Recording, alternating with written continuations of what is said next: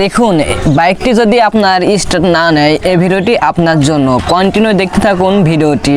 প্রথমে আপনাকে এটা পরিষ্কার করে নিতে হবে। এর ভিতরে জং ধরে বা এর ভিতরে ময়লা মাটির হওয়ার কারণে এটা স্টার্ট নিচ্ছে না মোটরসাইকেলটি। এটা সুন্দরভাবে আপনাকে খুলতে হবে এই প্লাস্টিকের মাধ্যমে এটা খুলে তারপরে সুন্দরভাবে নিচে যে নাটটি আছে এই নাটটি খুলতে হবে প্যাচ সহকারে। এটা খোলার পরে আপনাকে খুব সাবধানতাভাবে এই কাজটি করতে হবে। তো ততক্ষণে ভিডিওটি শেয়ার করে অন্যকে দেখার সুযোগ করে দেবেন। তারপরে এর ভিতরে যে নাটটি আছে এই নাটটি সুন্দরভাবে এটা ক্রস করে খুলে ফেলবেন। খোলার পরে এর ভিতরে যে ময়লা মাটি আছে ওইগুলোর এই বাক্কারে দিয়ে এগুলো পরিষ্কার করার চেষ্টা করবেন।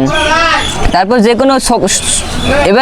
কোনো ছোট কাঠিমাটি বা যে কোনো শক্ত কিছু দিয়ে এর ভিতরে পরিষ্কার করার জন্য এর ভিতরে খোসাখুচি করবেন। খোসাখুচি করার পরে আপনার বাইক থেকে এই তেলের লাইনটি বন্ধ করে এরপর আপনাকে ট্যাঙ্কের থেকে তেল নিতে হবে। তেল নেওয়ার পরে সুন্দরভাবে এটা পরিষ্কার করার জন্য সম্পূর্ণ কন্টিনিউ ভিডিওটি দেখতে হবে আপনাকে। তারপরে আপনি বুঝতে পারবেন। তারপরে আস্তে আস্তে তেল ঢালবেন। তেল ঢালার পরে আপনাকে এইভাবে পরিষ্কার করতে হবে এর ভিতরে খুঁচিয়ে।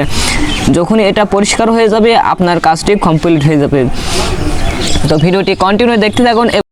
এরপরে আপনাকে এটা সুন্দরভাবে এটা পরিষ্কার করে নিতে হবে। আসলে এটা পরিষ্কার করে নিলে এই জিনিসটি আপনার আর কখনোই কেনা লাগবে না।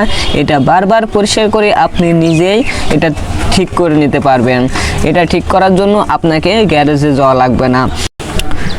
তারপর আপনাকে সুন্দরভাবে এটা প্যাচ সহকারে আবার এটা দিতে হবে। আটার পরে সুন্দরভাবে এখানে আপনি যেভাবে খুলছিলেন ঠিক সেভাবে এটাকে আটতে হবে।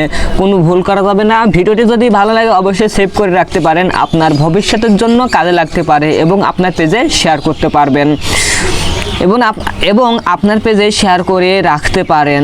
দেখুন সুন্দরভাবে এখন চালু হয়ে গেছে মোটরসাইকেলটি। তো ভিডিওটি অবশ্যই একটি লাইক